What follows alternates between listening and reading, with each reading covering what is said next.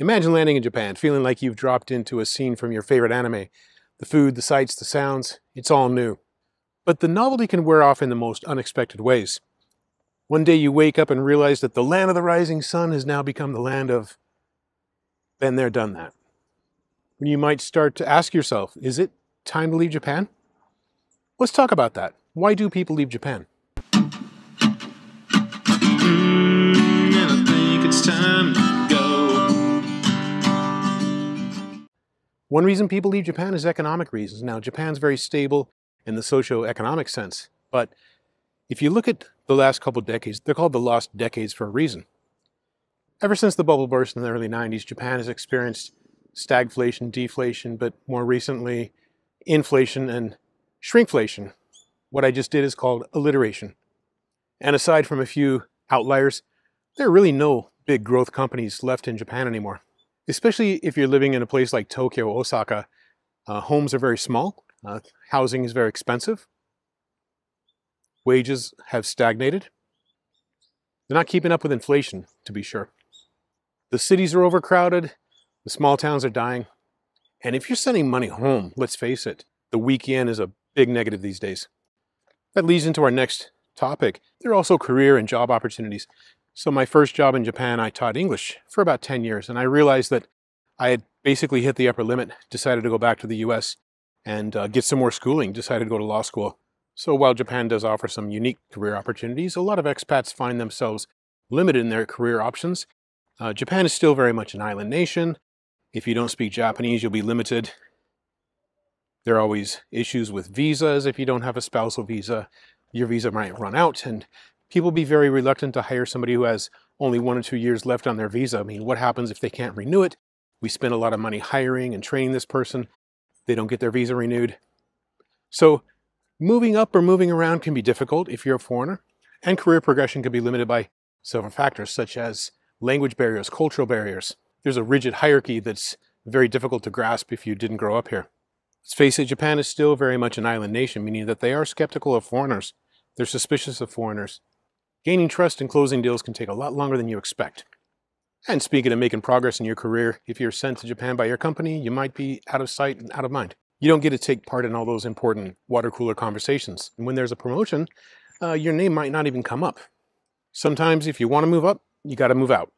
Sometimes it's not about the career or money at all. What about falling out of love? See, a lot of people end up in Japan because they fell in love with somebody. Could be another foreigner in Japan, could be a Japanese person. They get very excited, go all in, start to learn the language, start to study the culture, maybe even get a kimono, learn to love Japanese food. But then, not every relationship works out.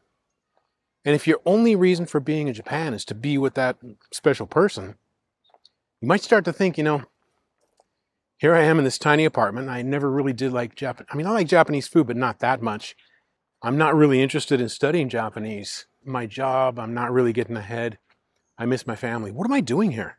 Now, many people come here and fall in love with the country, maybe fall in love with a specific region or city. You fall in love with Osaka. Then one day you wake up and Osaka is just another city. That great cultural experience is just another Monday morning. You can only eat so much takoyaki before you want to try something different. Let's not forget about family and social considerations. A lot of young people come to Japan right after finishing school and finish their university or college. And when you're young and your parents can come visit you, you can have a great experience. You can take them around, ride the bullet train, go hiking. You can have some delicious Japanese food. You can show off your language abilities. But as they get older, they're not able to get around, can't live on their own. A lot of people find out they want to go home and take care of their parents. Now, this came as a surprise. A friend of mine told me he was leaving Japan, believe it or not, because his children were starting to speak Japanese. Now, someone who's been really blessed because I learned Japanese, it's made a huge difference in my career. I was pretty surprised, but he was serious.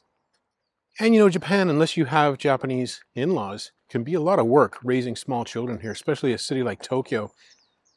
You can't just drop the kids off at grandma's for the weekend. Babysitting's not really a thing, not that I know of. Many couples find that they miss their support network back home. And it can be difficult raising children in an environment where you're not really sure if they're going to be 100% socially integrated. Work-life balance is a big issue. If you came to Japan with a family, They might find that they're having a lot of dinners without you. Your spouse might start to feel neglected. Let's not forget everybody's favorite topic, taxation, bureaucracy. Bureaucratic processes in Japan can be very time-consuming and very frustrating, even if you speak Japanese. But if you don't speak Japanese, you got to bring somebody with you every time. Just the sheer amount of paperwork, the waiting time, the filling forms out again, getting stuff redone, can just be so taxing. Now, Japan has a great healthcare system, but speaking of taxation, there are more and more retired people every year and fewer children every year. So naturally, the burden falls upon the working population to cover these costs for the elderly people. One day you look at your pay stub and say, as a foreigner, why am I funding this pension system when I probably never be able to collect? But we need to talk about personal fulfillment and social life.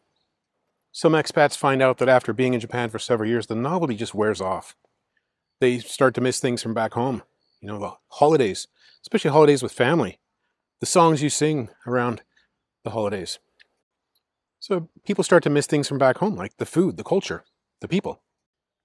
Now, if you're in a small town, you might be the only foreigner, might feel isolated.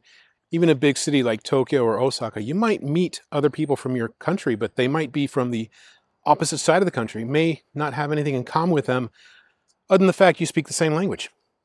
Many foreigners are still treated like temporary visitors, no matter how long they stay in Japan.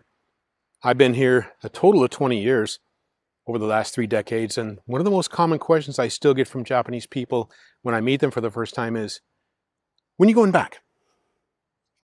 Now that leads us to health and well-being. Isolation is a real issue. There have been some podcasts recently, and I'll put some links downstairs of some different podcasts of foreigners who've talked about isolation and loneliness. But isolation is a serious issue for foreigners. Now, not everybody lives in a big city, but would you believe that a big city can be more lonely, actually? A friend of mine once told me that they went to a big coffee shop to read because if they're in a crowded coffee shop, people would leave them alone. But not everybody can live in a big city. A lot of people live in a small town. If you work for a language school that sends you to a small town outside of the city, you could be the only foreigner there. The only interactions you have are with people from work who may speak limited English. It's very difficult to connect in that situation. You can see how people can get lonely. Even though Japan is a very healthy country, the food is healthy, you can walk a lot, especially if you live in one of the cities. I mean, I can get 10,000 steps in a day without even trying. But the pressure of living in a high-paced city, especially if the work environment is not optimal, you're working a lot of hours, your coworkers may not be the best people for you, can be very stressful. But working in a big city, the rush hour traffic, the pace, not that healthy for everybody. Not always the healthiest lifestyle. Now this leads us to lifestyle and cultural adaptation. Japanese culture, while fascinating, can be very challenging. You're thrown into a game where you don't know the rules, and the rules will never be explained to you because it's just expected that everybody knows them. You might find that your colleagues are upset with you about a rule that you broke that you never even knew existed. They never thought to warn you because, well, everybody just knows that. The rigid corporate culture can be extreme, even for Japanese people. The expectation of overtime can lead to burnout. Like I said, your family might find that they're having a lot of dinners without you. Your spouse might start to feel neglected. That can put a strain on a family, especially if your focus in life is your family. In my experience, it's rarely just one factor that makes people throw up their hands and call it quits. It's usually a combination of factors, kind of like grains of sand building up. Being in a small apartment is not a problem if you're in a great relationship and the job's going great. But if the yen takes a nosedive and your parents are getting older and they start to need help, and you get passed up for a promotion at the home office because you're out of sight and out of mind, it's that point it's very tempting to start to think that maybe moving back is the answer. So before you quit your job and cancel your lease, maybe take a visit back home and see if it's everything you remember. For some of us, including myself, things have really changed, and sometimes you go visit back home and start to think, boy, can't wait to get back to Japan. But it's a very big decision. Only you can make that. Speaking of decisions, there are 2 videos you can watch, this one or this one, about living in Japan. And there's no wrong decision here.